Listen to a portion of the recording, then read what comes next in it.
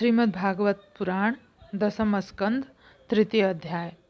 यहाँ पे हम तीसरा अध्याय करेंगे। श्री सुखदेव जी कहते हैं, परीक्षित, अब समस्त शुभ गुणों से युक्त बहुत सुहावना समय आया। रोहिणी नक्षत्र था। आकाश के सभी नक्षत्र, ग्रह और तारे शांत सौम्य हो रहे थे। दिशाएं स्वच्छ प्रसन्न थी। निर्मल आकाश में तारे जगमगा रहे थे। पृथ्वी के बड़े बड़े छोटे छोटे गांव, हरियों की बस्तियां आदि, हीरे आदि की खानें मंगलमय हो रही थीं।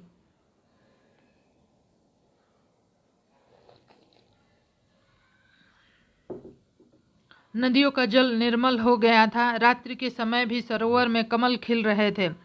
वन में वृक्षों की पंक्तियां रंग बिरंगे पुष्पों के गुच्छों से लद गई थी।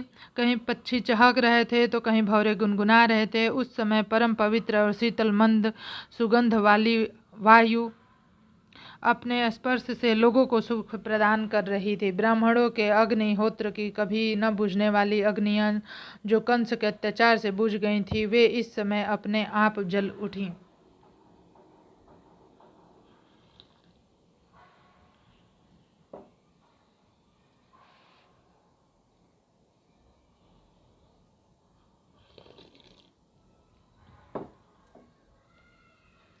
संत पुरुष पहले से ही चाहते थे कि असुरों की बढ़ती न हो पाए। अब उनका मन सहसा प्रसन्नता से भर गया। जिस समय भगवान के आविर्भाव का अवसर आया, स्वर्ग में देवताओं की दुदुम्बियां अपने आप बज उठी। किन्नर गंधर्व मधुर स्वर में गाने लगे। सिद्ध तथा चारण भगवान के मंगलमय गुणों की स्तुति करने लगे। विद्याधारियां अप्सराओं के साथ नाचने लगी। बड़े बड़े देवता, ऋषि मुनि आनंद से भरकर पुष्पों की वर्षा करने लगे।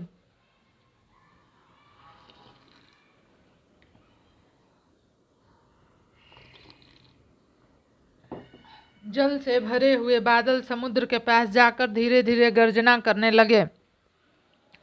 जन्म मृत्यु के चक्र से छुड़ाने वाले जनार्दन के अवतार का समय था निशित।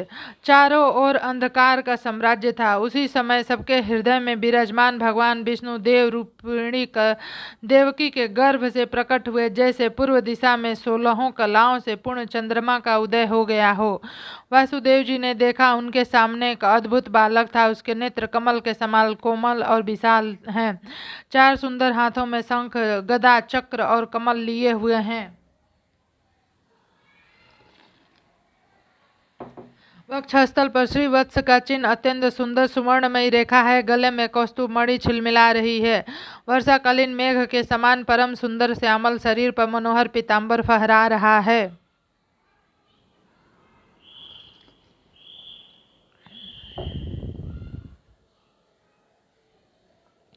वर्षाकालीन मेघ के समान परम सुंदर श्यामल शरीर पर मनोहर पीतांबर फहरा रहा है।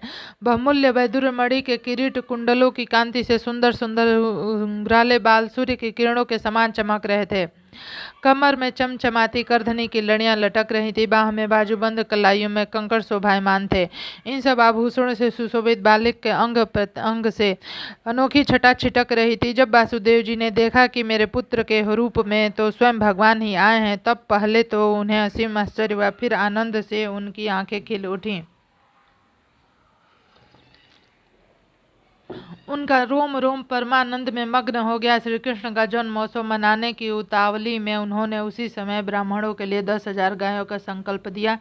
परीक्षित, भगवान श्री कृष्ण के अपने अंग कांति से सूतिका गृह को जगमगा कर रहे थे। जब वासुदेव जी को निश्चित हो गया कि ये तो परम पुरुष परमात्मा ही हैं, तब भगवान का प्रभाव जान लेने से उनका सारा भय जाता रहा।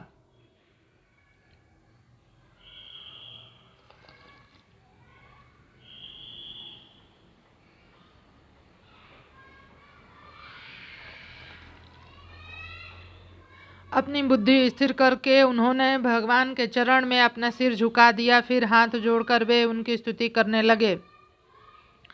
वासुदेव जी ने कहा, मैं समझ गया कि आप प्रकृति से अतीत साक्षात पुरुषोत्तम है। आपका स्वरूप है केवल अनुभव और केवल आनंद। आप समस्त बुद्धियों के एकमात्र साक्षी हैं। आप ही सर्ग के आदि में और प्रकृति से इस त्रिगुणमय जगत की सृष्टि करते हैं। फिर उसमें प्रविष्ट न होने पर भी आप प्रविष्ट के समान जान पड़ते हैं। जैसे जब तक महत तत्व आदि कण कारण तत्व पृथक पृथक रहते हैं, तब तक उनकी शक्ति भी पृथ्वी पृथक पृथक होती है। जब वे इंद्रिया आदि 16 विकारों के साथ मिलते हैं, तभी इस ब्रह्मांड की रचना करते हैं और इसे सुंदर उत्पन्न करके इसमें अनुप्रविष्ट हो प्रविष्ट से जान पड़ते हैं। परंतु सच्ची बात तो यह है कि वे किसी भी पदार्थ में प्रवेश नहीं करते। ऐसा होने का कारण यह है कि उनसे बनी हुई जो भी वस्तु है उसमें वे पहले से ही विद्यमान रहते हैं। ठीक वैसे ही बुद्धि के कारण केवल गुणों के लक्षणों का ही अनुमान किया जाता है और इंद्रियों के द्वारा केवल गुणमय विषयों का ही ग्रहण होता है। यदि आप उसमें रहते हैं फिर भी उन गुणों के ग्रहण से आपका ग्रहण नहीं होता। इसका कारण यह है कि आप सब कुछ हैं, उसमें सबके अंतर्यामी परमार्थ सत्य आत्मस्वरूप गुणों का आवरण आपको ढक नहीं सकता। इसलिए आप में न बाहर है न भीतर। आप फिर आप किसमें प्रवेश करेंगे?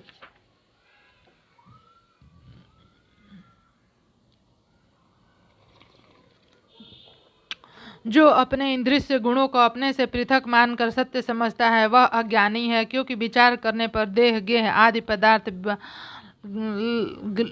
बागवी लासका के सिवा कुछ नहीं सिद्ध होते। विचार के द्वारा जिस वस्तु का अस्तित्व सिद्ध नहीं होता बल्कि जो बाधित हो जाती है उसको सत्य मानने वाला पुरुष बुद्धिमान कैसे हो सकता है?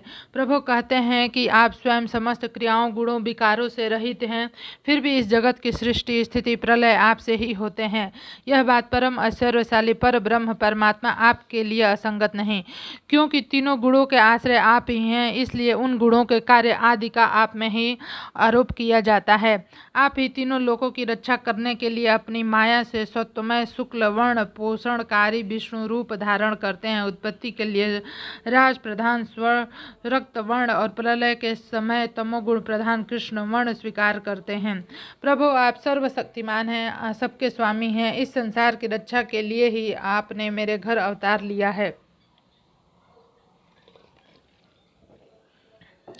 आजकल कोटि कोटि असुर सेनापतियों ने राजा का नाम धारण कर रखा है, अपने अधीन बड़ी बड़ी सेनाएं कर रखी हैं। आप उन सब का संहार करेंगे। देवताओं के भी आराध्य देव प्रभु यह कंस बड़ा दुष्ट है। इसे जब मालूम पड़ा कि आपका अवतार हमारे घर होने वाला है, तब उसने आपके भय से आपके बड़े भाई को मार डाला। अभी उसके दूत आपके अवतार का समाचार उसे सुनाएंगे और वह भी अभी हाथ में शस्त्र लेकर दौड़ आएगा। श्री सुखदेव जी कहते हैं, परीक्षित, इधर देवकी ने देखा कि मेरे पुत्र तो पुरुषोत्तम भगवान के सभी लक्षण मौजूद हैं। पहले तो उन्हें कंस से कुछ भय मालूम हुआ, परंतु फिर वे बड़े पवित्र भाव से मुस्कुराती हुई स्तुति करने लगीं। प्रभु वेदों ने आपके जिस स्वरूप को व्यक्त और सबका कारण बताया है, जो ब्रह्मा ज्योति स्वरूप समस्त गुणों से रहित विकारहीन है, जिस विशेषण रहित अनिर्वचनीय निष्क्रिय केवल विशुद्ध सत्ता के रूप में कहा गया है, वही बुद्धि आदि के प्रकाश विष्णु आप स्वयं हैं। जिस समय ब्रह्मा की पूरी आयु 2 पराध समाप्त हो जाते हैं, काल शक्ति के प्रभाव से सारे लोक नष्ट हो जाते हैं, पंच महाभूत अहंकार में अहंकार, महतत्व में महतत्व प्रकृति में लीन हो जाते हैं, उस समय एकमात्र आप ही शेष रह जाते हैं। से आपका एक नाम शेष भी है। प्रकृति के एकमात्र सहायक प्रभु निमेष से लेकर वर्ष पर्यंत आपके भागों में विभक्त जो काल है, उसकी चेष्टा से यह संपूर्ण विश्व सचेष्ट हो रहा है, जिसकी कोई सीमा नहीं है। वह आपकी लीला मात्र है। आप सर्वशक्तिमान हैं और परम कल्याण के आश्रय हैं। मैं आपकी शरण लेती हूँ प्रभु। यह जीव मृत्युग्रस्त हो रहा है। यह मृत्यु स्वरूप कराल ब्याल से भयभीत होकर संपूर्ण लोकांतरों में भटक रहा है, परंतु इसे कभी कहीं भी ऐसा स्थान न मिल सका जहाँ यह निर्भय हो कर रहे। आज बड़े भाग्य से इसे आपके चरण बिंदु की शरण मिल गई, अतः अब यह स्वस्थ होकर सुख की नींद सो रहा है। औरों की बात तो क्या, स्वयं मृत्यु भी इससे भयभीत होकर भाग गई। प्रभु आप हैं भक्त भयहारी और हम लोग इस दुष्ट कंस से बहुत ही भयभीत हैं, अतः आप हमारी रक्षा कीजिए। आपका यह चतुर्भुज दिव्य रूप ध्यान की वस्तु है, इसे केवल मांस मज्जा जन शरीर पर ही दृष्टि रखने वाले देवाभिमानी पुरुषों के समान प्रकट मत कीजिए। मधुसूदन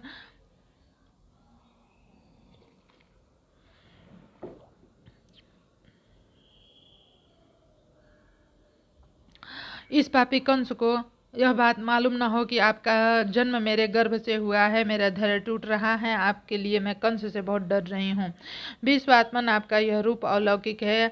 आप शंख चक्र गदा कमल की शोभा से युक्त अपना चतुर्भुज रूप छिपा लीजिए। प्रलय के समय आप इस संपूर्ण विश्व को अपने शरीर में वैसे ही स्वाभाविक रूप से धारण करते हैं जैसे कोई मनुष्य अपने शरीर में रहने वाले छिद्र रूप आकाश को। वही परम पुरुष परमात्मा आप मेरे गर्भवासी हुए। आपकी अद्भुत मनुष्य लीला नहीं तो और क्या है। श्री भगवान ने कहा, देवी स्वयंभू मनवंतरों में जब तुम्हारा पहला जन्म हुआ था उस समय तुम्हारा नाम था प्रिस्नी और ये वासुदेव सुतपा नाम के प्रजापति थे। तुम दोनों के हृदय बड़े ही शुद्ध थे।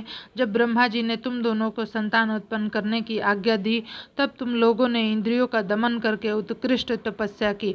तुम दोनों ने वर्षा वायु घाम शीत उष्ण आदि काल के विभिन्न गुणों का सहन किया और प्राणायाम के द्वारा अपने मन के मैल धो डाले।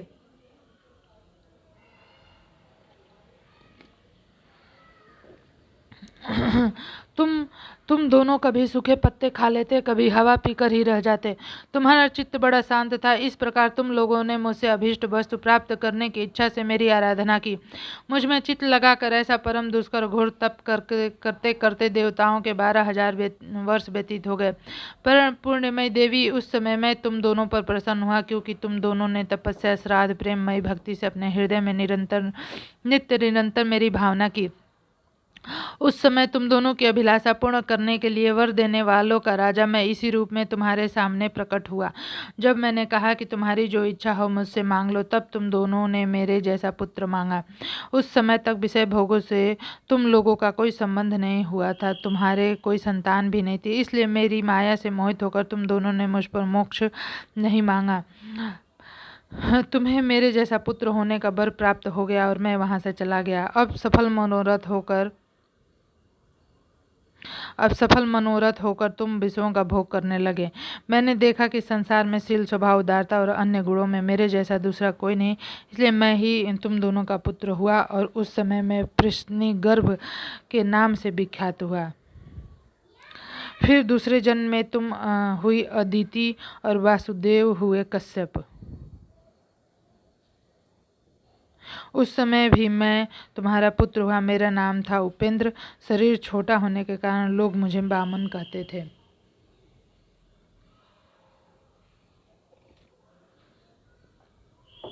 सती देवकी, तुम्हारे इस तीसरे जन्म में भी मैं उसी रूप से तुम्हारा पुत्र हुआ हूँ। मेरी वाणी सर्वदा सत्य होती है।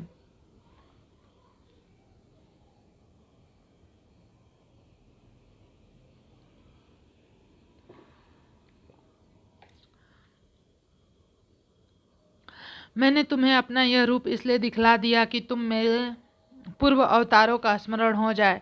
यदि मैं ऐसा नहीं करता तो केवल मनुष्य शरीर से मेरे अवतार की पहचान नहीं हो पाती। तुम दोनों मेरे प्रति पुत्र भाव और निरंतर ब्रह्म भाव रखना। इस प्रकार वात्सल्य स्नेह और चिंतन के द्वारा तुम मेरे परम पद की प्राप्ति होगी। श्री सुखदेव जी कहते हैं, भगवान इतना कहकर चुप हो गए। अब उन्होंने अपनी योग माया से पिता माता के देखते देखते तुरंत एक साधारण शिशु का रूप धारण कर लिया। तब वासुदेव जी ने भगवान की प्रेरणा से अपने पुत्र को लेकर सूतिका गृह से बाहर निकलने की इच्छा की। उस समय नंद पत्नी यशोदा के गर्भ से योग माया का जन्म हुआ था, जो भगवान की शक्ति होने के कारण उनके समान ही जन्म रहित थी। उसी योग माया ने द्वारपाल और पूर्ववासियों की समस्त इंद्रिय वृत्तियों को चेतना हर लिए वे सब के सब अचेत होकर सो गए। बंदीगृह के सभी दरवाजे बंद थे। उसमें बड़े बड़े किवाड़, लोहे की जंजीरें और ताले जड़े हुए थे। उनके बाहर जाना बड़ा ही कठिन था, परंतु वासुदेव जी भगवान श्री कृष्ण को गोद में लेकर ज्यों ही उनके निकट पहुंचे त्यों ही वे सब दरवाजे अपने आप खुल गए।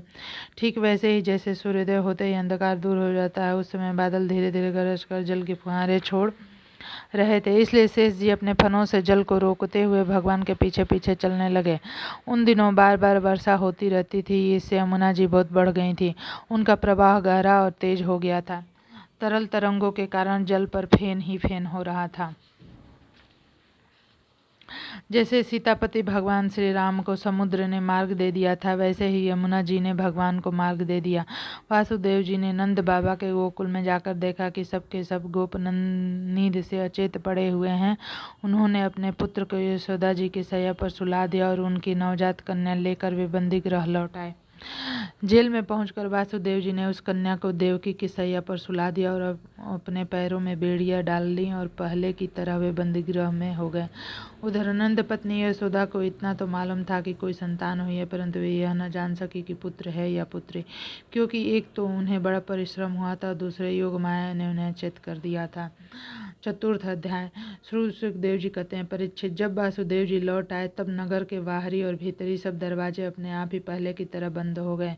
इसके बाद नवजात शिशु के रोने की ध्वनि सुनकर द्वारपालों की नींद टूटी। वे तुरंत भोजराज कंस के पास गए और देवकी को संतान होने की बात कही। कंस तो बड़ी आकुलता और घबराहट के साथ इसी बात की प्रतीक्षा कर रहा था। द्वारपालों की बात सुनते ही वह झटपट पलंग से उठ खड़ा हुआ और बड़ी शीघ्रता से सूतका गृह की ओर झपटा। इस बार तो मेरे काल की ही जन्म हुआ है, यह सोचकर वह बिहल हो रहा था, और यही कारण है कि उसे इस बात का भी ध्यान न रहा कि उसके बाल बिखरे हुए हैं। रास्ते में जगह जगह लड़खड़ा कर गिरते गिरते बचा। बंदीगृह में पहुंचने पर उस सती देवी ने बड़े दुख और करुणा के साथ अपने भाई कंस से कहा, मेरे हितैषी भाई, यह कन्या तो तुम्हारे पुत्र वधू के समान है, स्त्री जाति की है, तुम्हारी स्त्री की हत्या कदापि नहीं करनी चाहिए। भैया, तुमने दैववश मेरे बहुत से अग्नि के समान तेजस्वी बालक मार डाले। अब केवल यही एक कन्या बची है, इसे तो मुझे दे दो। अवश्य ही मैं तुम्हारी छोटी बहन हूँ, मेरे बहुत से बच्चे मर गए, इसलिए मैं अत्यंत दीन हूँ। मेरे प्यारे और समर्थ भाई, तुम मुझ मंदभागिनी को यह अंतिम संतान अवश्य दे दो। श्री सुखदेव जी कहते हैं, परीक्षित, कन्या को अपनी गोद में छिपाकर देवकी ने अत्यंत दीनता के साथ रोते रोते याचना की, परंतु कंस बड़ा दुष्ट था। उसने देवकी को छिड़क कर उसके हाथ से वह कन्या छीन ली। अपनी उस नन्ही सी नवजात बहन के पैर पकड़कर कंस उसे बड़े जोर से एक चट्टान पर दे मारा। स्वार्थ ने ही उसके हृदय से सौहार्द की समूल उखाड़ फेंका था, परंतु श्री कृष्ण की वह छोटी बहन साधारण कन्या तो नहीं, देवी थी। उसके हाथ से छूटकर तुरंत आकाश में चली गई और अपने बड़े बड़े 8 हाथों में आयुध लिए हुए दिख पड़ी। वह दिव्य माला, वस्त्र, चंदन और मणिमय आभूषणों से भूषित थी। उसके हाथों में धनुष, त्रिशूल, बाण, ढाल, तलवार, शंख, चक्र और गदा, ये 8 आयुध थे। सिद्ध, चारण, गंधर्व, अप्सरा, किन्नर, नागगण बहुत सी भेंट की सामग्री समर्पित करके स्तुति कर रहे थे। उस समय देवकी ने कंस से यह कहा, अरे मूर्ख, मुझे मारने से तुझे क्या मिलेगा? तेरे पूर्व जन्म का शत्रु तुझे मारने के लिए किसी स्थान पर पैदा हो चुका है। अब तू व्यर्थ निर्दोष बालक की हत्या न किया कर। कंस से इस प्रकार कहकर भगवती योग माया वहां से अंतर्ध्यान हो गए। पृथ्वी के अनेक स्थानों में विभिन्न नामों से प्रसिद्ध हुई। देवकी की यह बात सुनकर कंस को असीम आश्चर्य हुआ। उसने उसी समय देवकी और वासुदेव को कैद से छोड़ी और बड़ी नम्रता से कहा, मेरी प्यारी बहन और बहनोई, हाय हाय, मैं बड़ा पापी हूँ। राक्षस जैसे अपने ही बच्चों को मार डालता है, वैसे ही मैंने तुम्हारे बच्चों से बहुत से लड़के मार डाले। इस बात का मुझे खेद है। मैं इतना दुष्ट हूँ कि करुणा का तो मुझ में लेस भी नहीं। मैंने अपने भाई, बंधु और हितैषियों का त्याग कर दिया। पता नहीं अब मुझे किस नरक में जाना पड़ेगा। वास्तव में तो मैं ब्रह्मघाती के समान जीवित होने पर भी मुर्दा ही हूँ। केवल मनुष्य ही झूठ नहीं बोलते, विधाता भी झूठ बोलते हैं। उसी पर विश्वास करके मैंने अपनी बहन के बच्चे मार डाले। ओह, मैं कितना पापी हूँ। तुम दोनों महात्मा हो, अपने पुत्रों के लिए शोक मत करो, उन्हें तो अपने कर्म का ही फल मिलता है। सभी प्राणी प्रारब्ध के अधीन है, इसी से वे सदा सर्वदा एक साथ नहीं रह सकते। जैसे मिट्टी के बने हुए पदार्थ बने हुए पदार्थ बनते और बिगड़ते रहते हैं, परंतु मिट्टी में कोई अदल बदल नहीं होते। वैसे ही शरीर का बनना बिगड़ना होता रहता है, परंतु आत्मा पर कोई प्रभाव नहीं पड़ता। जो लोग इस तत्व को नहीं जानते वे इस अनात्मा शरीर को ही आत्मा मान बैठते हैं। यही उल्टी बुद्धि अथवा अज्ञान है। इसी के कारण जन्म मृत्यु होते हैं और जब तक यह अज्ञान नहीं मिटता तब तक सुख दुख रूप छुटकारा नहीं मिलता। मेरी प्यारी बहन, यद्यपि मैंने तुम्हारे पुत्रों को मार डाला, फिर भी तुम उनके लिए शोक न करो, क्योंकि सभी प्राणियों को विवश होकर अपने कर्मों का फल भोगना पड़ता है। अपने स्वरूप को न जानने के कारण जीव जब तक यह मानता रहता है कि मैं मरने वाला हूँ या मारा जाता हूँ, तब तक शरीर के जन्म मृत्यु का अभिमान करने वाला वह अज्ञानी बाध्य और बाधक भाव को प्राप्त होता है। वह दूसरों को दुख देता है, स्वयं दुख भोगता है। मेरी यह दुष्टता तुम दोनों क्षमा करो, क्योंकि तुम बड़े ही साधु स्वभाव और दोनों के रक्षक हो। ऐसा कंस ने अपनी बहन देवकी और वासुदेव की जी के चरण पकड़ लिए। उसकी आंख से आंसू बह बहकर मुंह तक आ रहे थे। उसके बाद उसने योग माया के वचन पर विश्वास करके देवकी और वासुदेव को कैद से छोड़ दिया और वह तरह तरह से उनके प्रति अपना प्रेम प्रकट करने लगा। जब देवकी जी ने देखा कि भाई कंस को पश्चाताप हो रहा है, तब उसने उसे क्षमा कर दिया।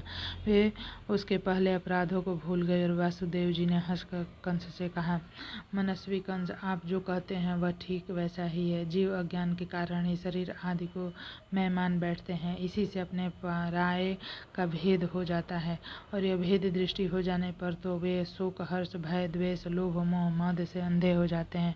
फिर तो उन्हें इस बात का पता ही नहीं रहता कि सबके प्रेरक भगवान ही एक भाव से दूसरे भाव के, एक वस्तु से दूसरे वस्तु का नाश करा रहे हैं।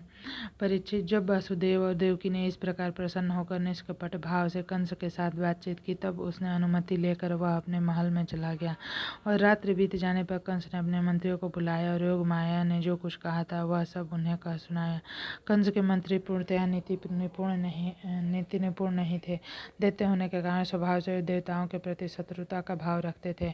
अपने स्वामी कंस की बात सुनकर वे देवताओं पर और भी चिढ़ गए और कंस से कहने लगे, भोजराज, यदि ऐसे बात है तो हम आज बड़े बड़े नगरों में, छोटे छोटे गाँव में सभी दूसरे जितने बच्चे हैं वे चाहे 10 दिन से अधिक के हों या कम के, सभी आज ही मार डालेंगे।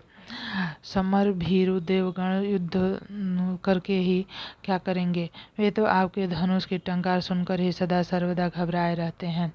जिस समय युद्ध भूमि में आप चोट पर चोट करने लगते हैं, बाण वर्षा से घायल होकर अपने प्राणों की रक्षा के लिए समरांगण छोड़कर देवता लोक पलायन परायण होकर इधर उधर भाग जाते हैं। कुछ देवता तो अपने अस्त्र शस्त्र जमीन पर डाल देते हैं और आपके सामने अपनी दीनता प्रकट करने देते हैं। कोई कोई अपनी चोटी के बाल और कच्छ खोलकर आपकी शरण में आकर कहते हैं कि हम भयभीत हैं, हमारी रक्षा कीजिए। आप उन शत्रुओं को नहीं मारते, और जो अस्त्र शस्त्र भूल गए हैं, उनका रथ टूट गया हो, जो डर गए हैं, जो लोग युद्ध भूमि छोड़कर अन्मनस्क हो गए हों, जिनका धनुष टूट गया हो या जिन्होंने युद्ध से अपना मुख मोड़ लिया, उन्हें भी आप नहीं मारते। देवता तो बस वही वीर बनते हैं जहाँ कोई लड़ाई झगड़ा ना हो। रणभूमि के बाहर वे बड़ी बड़ी डींगे हाँकते हैं। उनसे तथा एकांतवासी विष्णु, वनवासी शंकर, अल्पवीर इंद्र और तपस्वी ब्रह्म से भी हमें क्या भय हो सकता है? फिर भी देवताओं की अपेक्षा नहीं करनी चाहिए, ऐसी हमारी राय है, क्योंकि है तो वे शत्रु ही। इसलिए उनकी जड़ उखाड़ फेंकने के लिए आप हम जैसे विश्वास पात्र सेवकों को नियुक्त कर दीजिए। जब मनुष्य के शरीर में रोग हो जाता है, उसकी चिकित्सा नहीं की जाती, उपेक्षा कर दी जाती है, तब रोग अपनी जड़ जमा लेता है और फिर वह असाध्य हो जाता है। अथवा जैसे इंद्रियों की उपेक्षा कर देने पर उनका दमन असंभव हो जाता है, वैसे ही यदि पहले शत्रु की उपेक्षा कर दी जाए और वह अपना पांव जमा ले तो फिर उसका हारना कठिन हो जाता है। देवताओं की जड़ है विष्णु और वहाँ रहता है, वहाँ सनातन धर्म है। सनातन धर्म की जड़ है वेद, गौ, ब्राह्मण, तपस्या और वे यज्ञ जिनसे दक्षिणा दी जाती है। इसलिए भोजराज, हम लोग वेदवाणी, ब्रह्मा, तपस्वी, याज्ञिक और यज्ञ के लिए घी आदि हविष पदार्थ देने वाली गायों का पूर्ण रूप से नाश कर डालेंगे। ब्राह्मण, गौ, वेद, तपस्या, सत्य, इंद्रिय दमन, मनोनिग्रह, श्रद्धा, दया, तितिक्षा, यज्ञ विष्णु के शरीर हैं। वह विष्णु के सारे देवताओं का स्वामी और असुरों का प्रधान द्वेषी है, परंतु वह किसी गुफा में छिपा रहता है। महादेव ब्रह्मा और सारे देवताओं की जड़ वही है। उसको मार डालने का उपाय यह है कि ऋषियों को मार डाला जाए। श्री सुखदेव जी कहने लगे, परीक्षित, एक तो कंस की बुद्धि स्वयं बिगड़ी हुई थी, फिर उसे मंत्री ऐसे मिले थे जो उससे बढ़कर दुष्ट थे। इस प्रकार उसके सलाह से करके काल के फंद में फंसे हुए असुर कंस ने यह ठीक समझा कि ब्राह्मणों को ही मार डाला जाए। उसने हिंसा प्रेमी राक्षसों को सत्पुरुषों की हिंसा करने का आदेश दे दिया। वे इच्छानुसार रूप धारण कर सकते थे।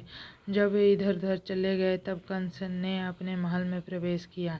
उन असुरों की प्रकृति थी रजोगुणी।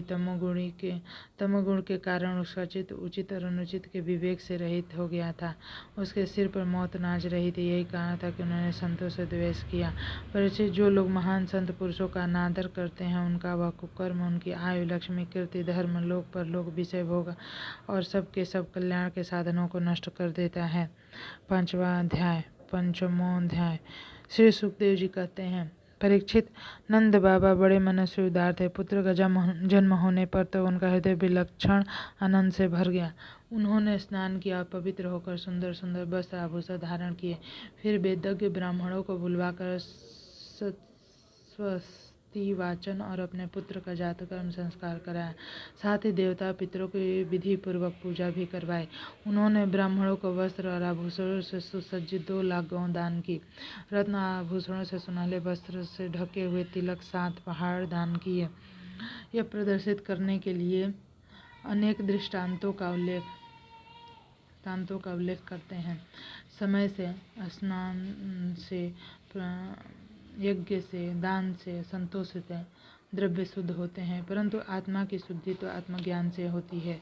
उस समय ब्राह्मण, सूत, मगध और वंदीजन मंगलमय आशीर्वाद देने और स्तुति करने लगे। गायक गाने लगे। भेरी और दुदुम्बियाँ बार बार बजने लगी। ब्रजमंडल के सभी घरों के द्वार, आंगन, भीतरी भाग झाड़ बुहार दिए गए। सुगंधित जल का छिड़काव किया गया। उन्हें चित्र विचित्र ध्वजा, पताका, पुष्पों की माला, रंग बिरंगे वस्त्र, पल्लवों के बंधनवारों से सजाया गया। गाय, बैल और बछड़ों के अंगों में हल्दी तेल का लेप कर दिया गया। गेरुआ आदि रंगीन धातुएं, मोर पंख, फूलों के हार, तरह तरह के सुंदर वस्त्र सोने की जंजीरों से सजा दिया गया। परीक्षित, सभी ग्वाले बहुमूल्य वस्त्र, गहने, अंगरखे और पगड़ियों से सुसज्जित होकर अपने हाथों में भेंट की बहुत सी सामग्री लेकर नंद बाबा के घर आए। यशोदा जी के पुत्र हुआ है, यह सुनकर गोपियों को भी बड़ा आनंद हुआ। उन्होंने सुंदर सुंदर वस्त्र, आभूषण, अंजन आदि से अपना श्रृंगार किया। गोपियों के मुख कमल बड़े ही सुंदर जान पड़ते थे।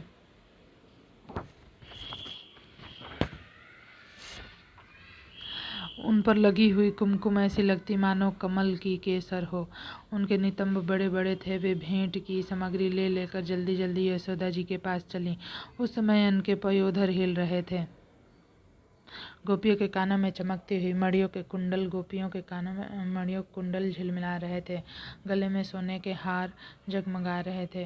वे बड़े सुंदर सुंदर रंग बिरंगे वस्त्र पहने हुए थी। मार्ग में उनकी चोटियों में बिखरे गुथे हुए फूल बरसते जा रहे थे।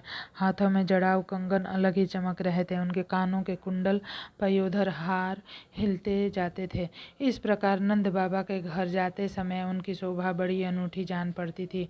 नंद बाबा के घर जाकर वे नवजात शिशु को आशीर्वाद देती, यह चिरजीवी हो, भगवान इसकी रक्षा करो, और लोगों पर हल्दी तेल से मिला हुआ पानी छिड़क देती तथा ऊंचे स्वर से मंगल गान करती थीं। भगवान श्री कृष्ण समस्त के एकमात्र स्वामी हैं। उनके ऐश्वर्य, माधुर्य, वात्सल्य सभी अनंत हैं। वे जब नंद बाबा के ब्रज में प्रकट हुए उस समय उनके जन्म का महान उत्सव मनाया गया। उनमें बड़े बड़े विचित्र और मंगलमय बाजे बजाए जाने लगे। आनंद से मतवाले होकर गोपगण एक दूसरे पर दही, दूध, घी और पानी उड़ेलने लगे। एक दूसरे के मुंह पर मक्खन मलने लगे और मक्खन फेंक फेंक कर आनंद उत्सव मनाने लगे। नंद बाबा स्वभाव से ही परम उदार और मनस्वी थे। उन्होंने गोपों को बहुत से वस्त्र आभूषण गंवें दी। सुत मागध बंदी जनों, नृत्य वाद और आदि विद्याओं से अपना जीवन निर्वाह करने वाले दूसरे गुणी जनों को भी नंद बाबा ने प्रसन्नतापूर्वक मुँह मांगी वस्तुएं देकर उनका यथोचित सत्कार किया। यह सब करने में उनका उद्देश्य यही था कि उन कर्मों से भगवान विष्णु प्रसन्न हो और मेरे इस नवजात शिशु का मंगल हो। नंद बाबा के अभिनंदन करने पर परम सौभाग्यवती रोहिणी दिव्य वस्त्र माला गले की भांति भांति के गहनों से सुसज्जित होकर गृह स्वामिनी की भांति आने स्त्रियों का सत्कार करती हुई विचर रही थी। परीक्षित उसी दिन से नंद बाबा के ब्रज में सब प्रकार की रिद्धि सिद्धियां खेलियां करने लगी और भगवान श्री कृष्ण के निवास तथा अपने स्वाभाविक गुणों के कारण का क्रीड़ा स्थल बन गया। परीक्षित कुछ दिनों के बाद नंद बाबा ने गोकुल की रक्षा का भार तो दूसरे गोपों को सौंप दिया और वे स्वयं कंस का वार्षिक कर चुकने के लिए मथुरा चले गए।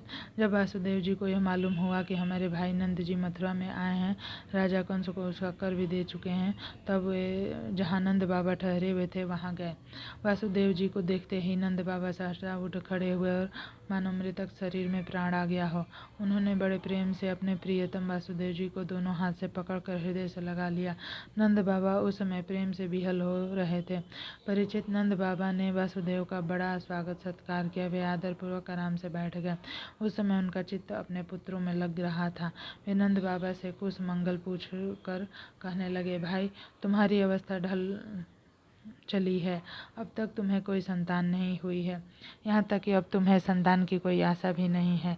यह बड़े सौभाग्य की बात है कि अब तुम्हें संतान प्राप्त हो गई है। यह भी बड़े आनंद का विषय है। आज हम लोगों का मिलन हो गया। अपने प्रेमियों का मिलन भी बड़ा दुर्लभ है। इस संसार का चक्र ही ऐसा है। इसे तो एक प्रकार का पुनर्जन्म ही समझना चाहिए। जैसे नदी के प्रबल प्रवाह में बहते बड़े बड़े तिनके सदा एक साथ नहीं रह सकते, वैसे ही सगे संबंधी प्रेमियों का भी एक स्थान पर रहना संभव नहीं है। यद्यपि वह सबको प्रिय लगता है क्योंकि सबके प्रारब्ध कर्म अलग अलग होते हैं। आजकल तुम जिस महावन में अपने भाई बंधु और स्वजनों के साथ रहते हो, उसमें जल घास और लता पत्र आदि तो भरे पूरे हैं ना। वह वचन पशुओं के लिए अनुकूल और सब प्रकार के रोगों से तो बचा है। भाई मेरा लड़का अपनी माँ रोहिणी के साथ तुम्हारे ब्रज में रहता है। उसका लालन पालन तुम यशोदा करते हो। इसलिए वह तो तुम ही को माता पिता मानता होगा। वही अच्छी तरह है ना। मनुष्य के लिए वे ही धर्म अर्थ काम शास्त्र विहीन हैं जिसके उसके स्वजन को सुख मिले, जिनसे केवल अपने को ही सुख मिलता है किंतु स्वयं स्वजनों को दुख में, वे धर्म अर्थ और काम हितकारी नहीं। भाई वासुदेव, कंस ने देवकी के गर्भ से उत्पन्न तुम्हारे कई पुत्र मार डाले। अंत में एक सबसे छोटी कन्या बची थी, वह भी स्वर्ग सिधार गई।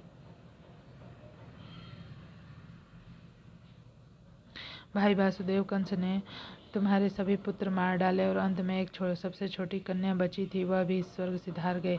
इसमें संदेह नहीं कि प्राणियों का सुख दुख भाग्य पर ही अवलंबित है। भाग्य ही प्राणी का एकमात्र आश्रय है। जो जान लेता है कि जीवन के सुख दुख का कारण भाग्य ही है, वह उसके प्राप्त होने पर मोहित नहीं होता। वासुदेव जी ने कहा, भाई तुमने राजा कंस को उसका सालाना कर चुका दिया। हम दोनों मिल भी चुके हैं। अब तुम्हें यहाँ अधिक दिन नहीं ठहरना चाहिए क्योंकि आजकल गोकुल में बड़े बड़े उत्पात हो रहे हैं। श्री सुखदेव जी ने कहा, परीक्षित, जब वासुदेव जी ने इस प्रकार कहा तब नंद आदि गोपों ने उनसे अनुमति ले बैलों से जुते हुए छकड़ों पर सवार होकर गोकुल की यात्रा की। 5वां अध्याय।